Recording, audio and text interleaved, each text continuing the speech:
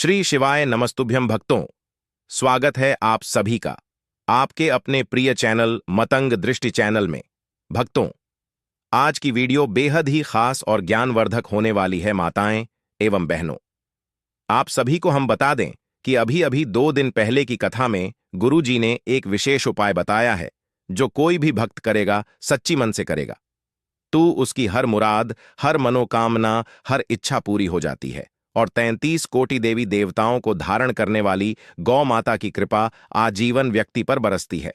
माताएं एवं बहनों, गुरुजी ने कहा, भक्तों, साल की सबसे बड़ी एकादशी और सबसे चमत्कारिक उत्पन्ना एकादशी को ही कहा जाता है। कहा जाता है कि यह एकादशी 24 एकादशी में सबसे श्रेष्ठ मानी जाती है और इस दिन किया गया कोई भी उपाय करें, कभी भी निष्फल नहीं जाता, मतलब हमेशा लाभ ही प्रदान करवाता है। भक्तों, उत्पन्ना एकादशी की रात तुलसी में एक चीज जरूर बांध देना चाहिए। साथ में भक्तों, उत्पन्ना एकादशी के दिन गौ माता को एक चीज जरूर ही खिलाना चाहिए।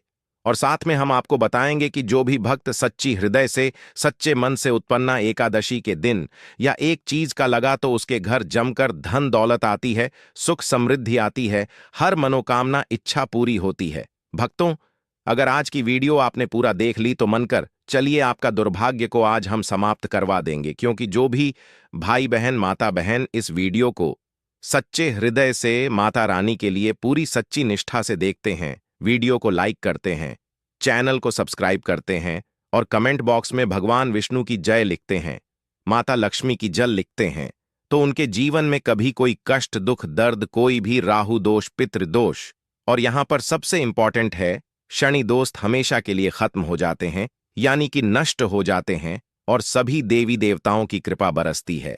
भक्तों, आप सभी को हम बारी बारी से सभी जानकारी देते हुए चलेंगे, इसलिए आप वीडियो को पूरा ही देखें, आधा अधूरा ना देखें। कई लोग होते हैं जो वीडियो को काट काट कर देखते हैं, बीच बीच में से देखते हैं और फिर ऐसे व्यक्ति को जीवन में कभी सफलता हासिल भी नहीं हो सकती। जो व्यक्ति वीडियो को बीच बीच से देखा है, काट काट कर देखता है। भक्तों, इसलिए आप वीडियो को पूरा ही देखा करें। उत्पन्ना एकादशी भक्ति साथ में हम आपको बताएं कि भक्तों, चली सबसे पहले हम आपको बता देते हैं कि उत्पन्ना एकादशी की डेट टाइम क्या है, फिर हम आपको बड़ी बड़ी से सभी जानकारी बताते हुए चलेंगे और यह भी बताएंगे कि वह कौन सी चीज है जो हमें उत्पन्ना एकादशी के दिन जरूर ही खा लेनी चाहिए। भक्तों, साथ में हम आपको बताएंगे कि इस दिन एक चीज भूलकर भी नहीं खानी चाहिए। अगर आप यह चीज खा लेते हैं तो आपके घर में मृत्यु भी हो सकती है।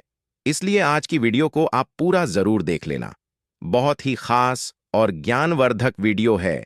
हर साल मार्ग शीर्ष महीने में कृष्ण पक्ष की एकादशी तिथि को उत्पन्ना एकादशी कहते हैं। मान्यता है कि इसी दिन एकादशी का जन्म हुआ था। इस एकादशी में व्रत रखकर भगवान विष्णु और माता लक्ष्मी की पूजा करने से जन्म जन्मांतर के पाप समाप्त हो जाते हैं। साथ ही व्यक्ति को धन की कमी नहीं होती है। इस साल 26 नवंबर को उत्पन्ना एकादशी का व्रत रखा जाएगा।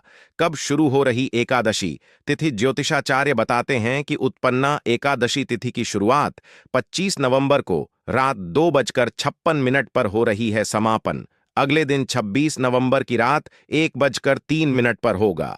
एकादशी तिथि का उदय 26 नवंबर को है, इसलिए उदया तिथि के अनुसार उत्पन्ना एकादशी का व्रत 26 नवंबर को रखा जाएगा।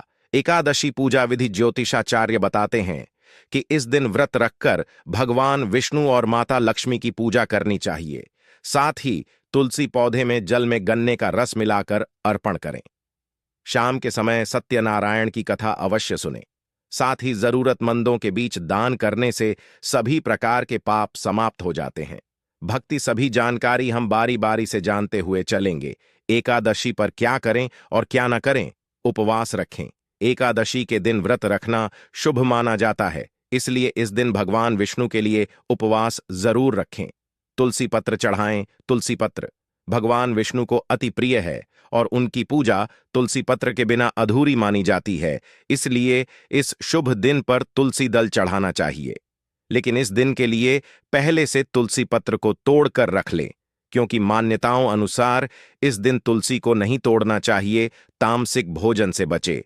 एकदशी के दिन सात्विक भोजन करना चाहिए। इस दिन मांस, प्याज, लहसुन आदि का सेवन नहीं करना चाहिए, क्योंकि इन चीजों से मन में नकारात्मक विचार आ सकते हैं। भक्तों, मतंग दृष्टि चैनल आपको कभी कोई गलत जानकारी नहीं देगा, इसलिए आप मतंग दृष्टि चैनल को जरूर सब्सक्राइब करें और इस वीडियो को भी ज्यादा से ज्यादा शेयर जरूर करें। भक्तों, दान पुण्य अगर आप व्रत रख रहे हैं या फिर किसी कारण नहीं रख पा रहे हैं, फिर भी आपको एकादशी के दिन धन, कपड़े, भोजन और पानी का दान करना चाहिए, क्योंकि ऐसे कार्यों को करना फलदायी माना जाता है। ब्रह्मचर्य का पालन करें। इस शुभ दिन पर साधक को ब्रह्मचर्य का पालन करना चाहिए। भक्तों को हमेशा अपने शरीर और मन पर नियंत्रण रखना चाहिए और मंत्रों का जाप करते हुए अपना दिन बिताना चाहिए। चावल का सेवन भूलकर भी ना करें। एकादशी के शुभ दिन पर भूलकर भी चावल का सेवन नहीं करना चाहिए, क्योंकि एकादशी के दिन चावल पर दरिद्रता का वास रहता है। एकादशी के दिन गंधयुक्त चीजों का सेवन करने से बचना चाहिए, क्योंकि यह काम भाव बढ़ाने तथा शरीर और मन की अशुद्ध होता को बढ़ाता है। अतः इस दिन लहसुन तथा प्याज का सेवन कभी भी नहीं करना चाहिए। इस दिन लहसुन, प्याज की तरह ही मसूर की दाल, गाजर, शलजम, गोभी, पालक आदि चीजों के सेवन से परहेज करें।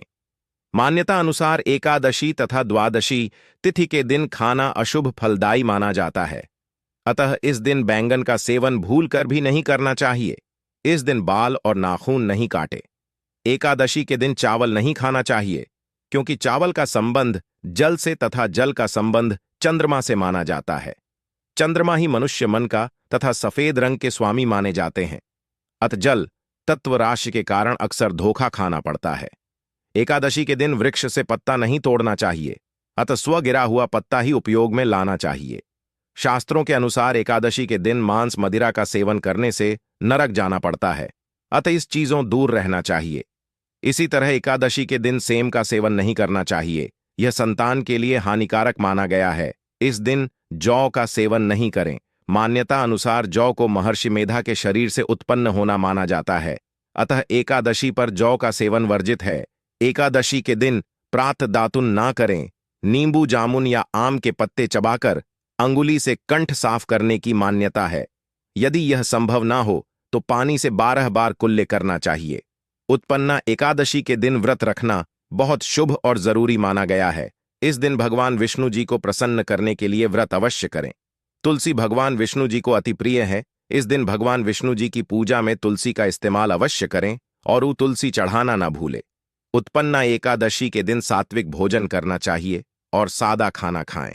इस दिन भगवान विष्णु को पीले फल और फूल अर्पित करने चाहिए।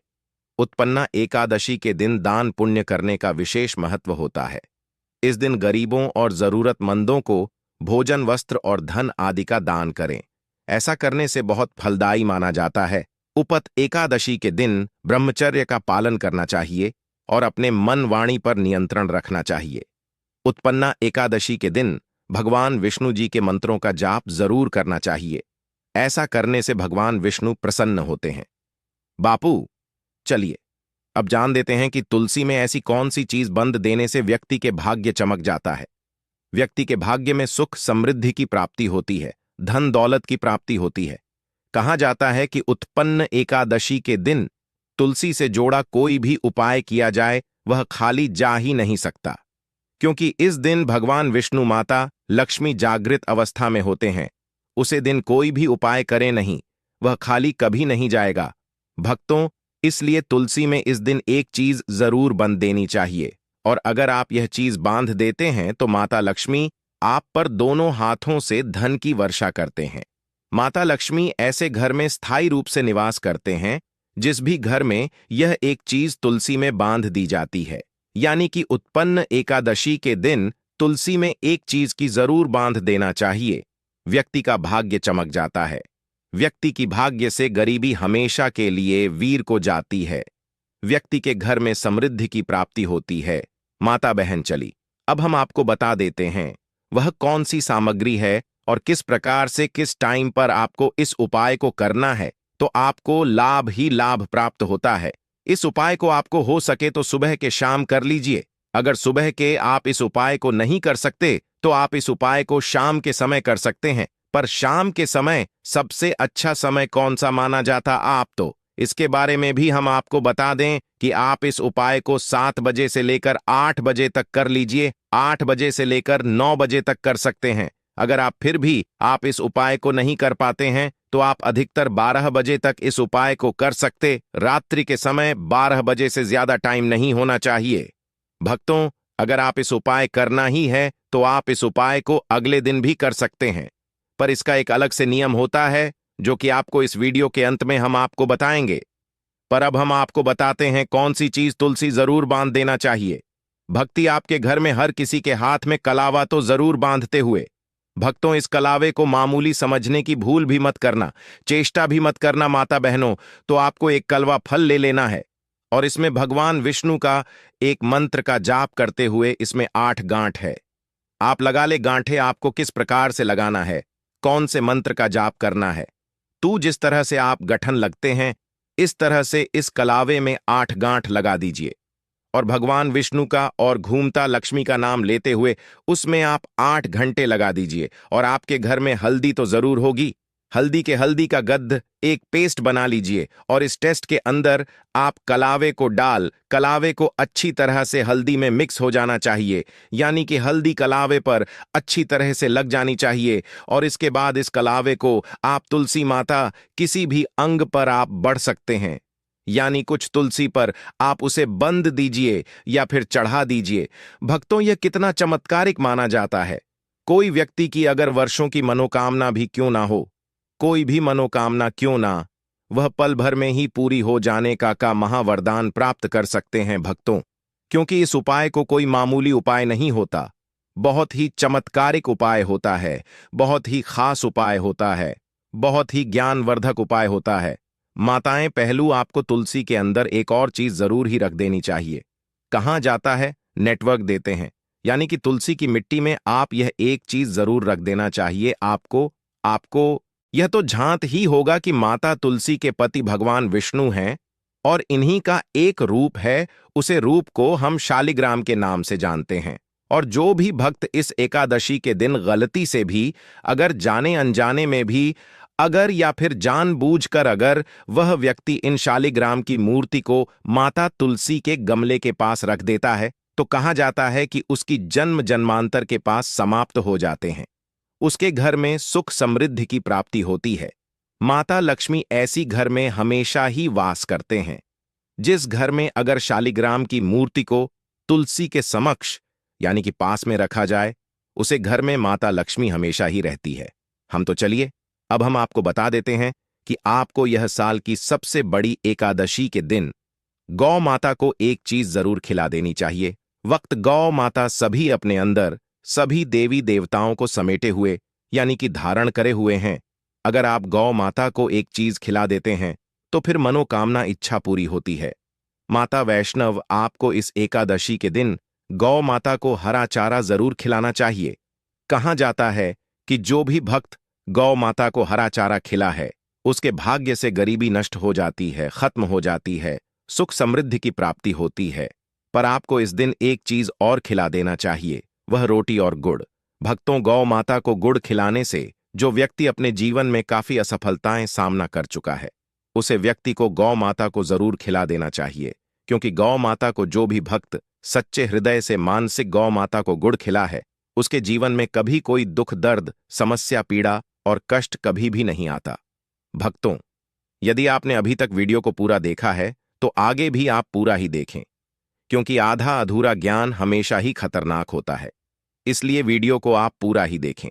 और अभी तक आपने कमेंट बॉक्स में जाए तो इस मैया ना लिखा हो तो जरूर ही लिख दीजिए और इस वीडियो को ज्यादा से ज्यादा शेयर भी करें। भक्तों, चलिए अब जान लेते हैं कि इस दिन आपको कौन सी चीजों का सेवन जरूर ही कर लेना चाहिए। यह बहुत ही लाभदायक और पुण्य कार्य माना जाता है। जो भी भक्त उत्पन्न एकादशी के दिन यह चीज खाता है उसके घर में कभी की अन्य धन की कमी नहीं होती। चलिए आप यह भी जान लेते हैं, उत्पन्न एकादशी पर खाने की चीजें तुलसी के पत्ते को पवित्र माना जाता है और इस दिन इसका का सेवन करना शुभ होता है। तुलसी में एंटीन ऑक्सीडेंट्स होते हैं जो स्वास्थ्य के लिए फायदेमंद होते हैं। गुड़ में एंटीन ऑक्सीडेंट्स होते हैं जो स्वास्थ्य के लिए फायदेमंद होते हैं। गुड़ को इस दिन खाने से शरीर को ऊर्जा मिलती है। चना एक प्रोटीन से भरपूर खाद्य है जो इस दिन खाने के लिए उत्तम होता है। चना को इस दिन खाने से शरीर को प्रोटीन मिलता है। साबुत अनाज जैसे कि ब्राउन राइस, साबुत गेहूं की रोटी इस दिन खाने के लिए उत्तम होते हैं। साबुत अनाज में फाइबर होता है जो पाचन के लिए फायदेमंद होता है। ताजे फल जैसे कि अनार, सेब और केला इस दिन खाने के लिए उत्तम होते हैं। फल में विटामिन और मिनरल्स होते हैं जो स्वास्थ्य के लिए फायदेमंद होते हैं। दही एक प्रोबायोटिक खाद्य है जो पाचन के लिए फायदेमंद होता है। दही में कैल्शियम भी होता है जो हड्डियों के लिए फायदेमंद होता है। शंख पुष्पी एक औषधीय पौधा है जिसके फूलों का सेवन इस दिन करना शुभ होता है। शंख पुष्पी में एंटीओक्सीडेंट्स होते हैं जो स्वास्थ्य के लिए फायदेमंद होते हैं। पंचामृत एक पवित्र पेय है जो दूध, दही, घी, शहद और गुड़ से बनाया जाता है। पंचामृत में एंटीओक्सीडेंट्स होते हैं जो स्वास्थ्य के लिए फायदेमंद होते हैं। उत्पन्न एकादशी पर विशेष व्यंजन। खीर एक पारंपरिक मिठाई है जो इस दिन बनाई जाती है। खीर में चावल, दूध और गुड़ होता है। पूरी और सब्जी एक सामान्य भोजन है जो इस दिन खाया जाता है। पूरी में साबुत गेहूं होता है और सब्जी में विटामिन और मिनरल्स होते हैं। मिष्ठान जैसे कि लड्डू, बर्फी और जलेबी इस दिन बनाए जाते हैं। मिष्ठान में गुड़ और चीनी होती है जो स्वास्थ्य के लिए फायदेमंद होती है। हलवा एक पारंपरिक मिठाई है जो इस दिन बनाई जाती है। हलवा में गेहूं, दूध और गुड़ होता है। लड्डू एक पारंपरिक मिठाई है जो इस दिन बनाई जाती है। लड्डू में बेसन, दूध और गुड़ होता है। उत्पन्ना एकादशी उपाय। एकादशी का दिन भगवान विष्णु की कृपा पाने के लिए एक उत्तम दिन माना जाता है। व्यापार में वृद्धि के लिए उत्पन्ना एकादशी के दिन भगवान विष्णु की पूजा में पीले रंग के फूल चढ़ाने के साथ पीले रंग का भोग अर्पित करें। मान्यता है कि ऐसा करने से भगवान विष्णु प्रसन्न होते हैं और कारोबार में तरक्की के योग बनते हैं।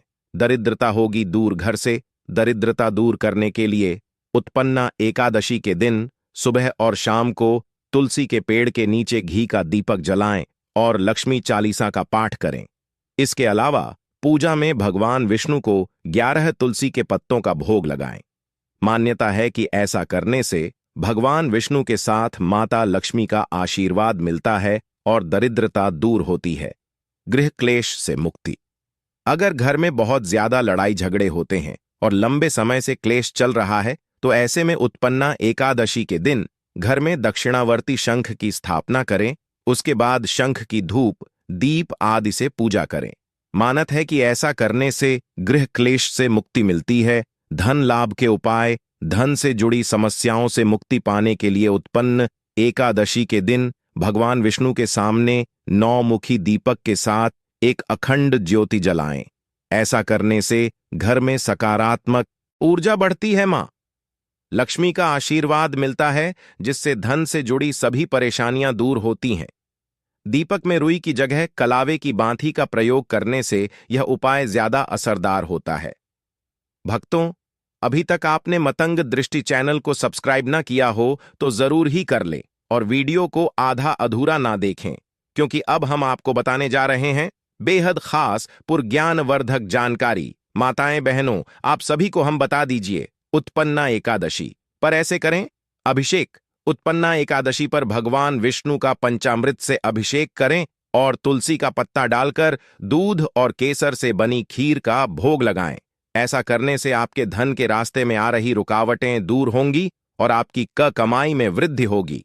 आपके अंदर कार्य कुशलता बढ़ेगी और ऑफिस में आपको सराहना मिलेगी।